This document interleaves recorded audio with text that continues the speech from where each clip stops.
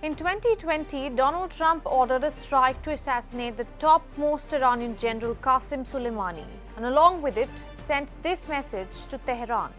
As long as I'm President of the United States, Iran will never be allowed to have a nuclear weapon. Now Trump is back in the office. Can he say this with the same conviction?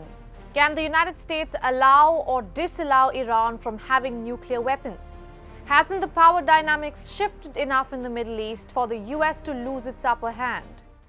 I'm Ananya Datta for Hindustan Times. Let's get some answers to these questions.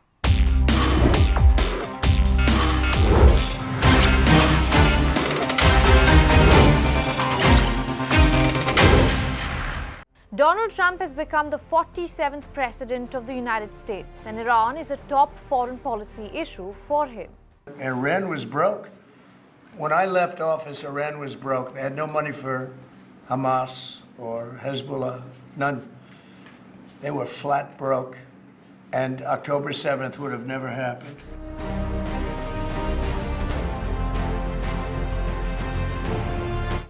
For more than 2 decades, Iran's relationship with the West has depended on how many pointy-headed nuclear weapons the Middle Eastern country is hiding. Tehran has consistently maintained that it does not seek a weapon of mass destruction. But times have changed in the Middle East, and there seem to be two schools of thought in Tehran. One appears open to the possibility of engaging the US, and another is vocal about pursuing a weapon. A top official even said that should Iran's existence be threatened, there will be no choice but to change the military doctrine.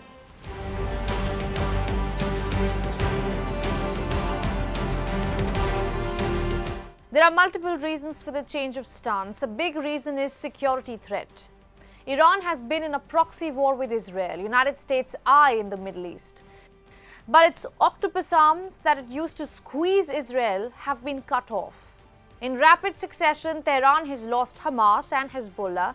It has lost its most stable ally in Syria. Its missile attacks on Israel have failed, and Israel's missile strike took out Tehran's air defenses and the defenses around its nuclear sites, along with the facilities used to make rocket fuel. Iran's third group, the Houthis, are trying to lead the axis of resistance now. But how successful that plan will be is something we are yet to see. Axis of resistance makes a lot of very sharp threats, and they, without any real strength. Iran is going to make a lot of threats, but it has no real strength. Then, of course, there is the ailing economy. The country is laboring under extensive sanctions. Over the years, it has plummeted the national currency and increased inflation. So it's no surprise that Iran's President Masoud Pezeshkian is talking about striking a new deal with the United States.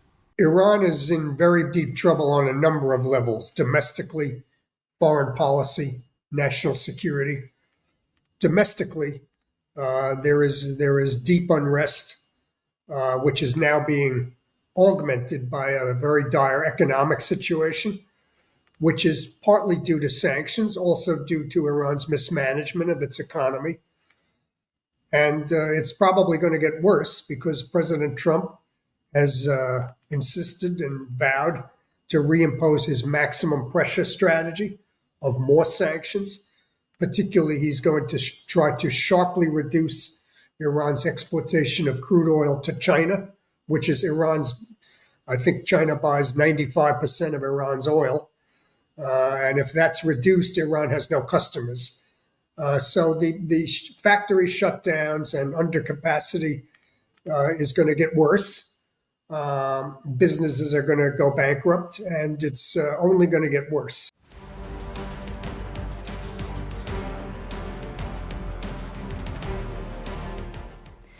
The answer to that is no. At least Tehran says so. In recent months, it has installed thousands of new centrifuges. According to the International Atomic Energy Agency, Iran is now enriching uranium up to 60%, a relatively short technical step away from the more than 90% required for a bomb.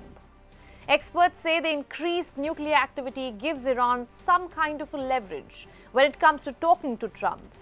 but it comes with its own sets of complications. The supreme leader, all the Iranian leaders, they realize the quickest way to bring the United States military into Iran or involved in Iran or striking Iran is to try to build a nuclear weapon. Trying to sprint toward a nuclear weapon, that is going to get you the involvement of the United States military. I don't speak for Mr. Trump, but I can predict exactly what he will judge on that matter. The only way out that Iranian leaders have is to make some sort of a diplomatic solution with Mr. Trump. There's no other option that I can see. They may try to rebuild Hezbollah or Hamas or something. Not going to succeed because Israel's going to keep attacking if they do that.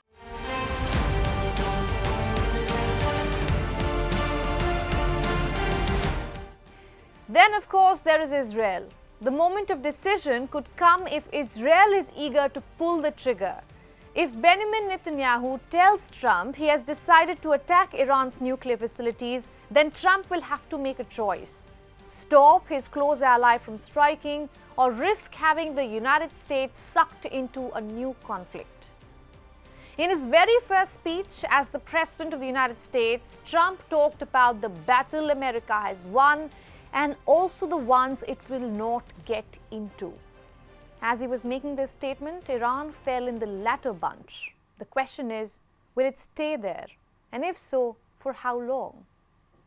I'm Ananya Datta for Hindustan Times. I'll see you soon.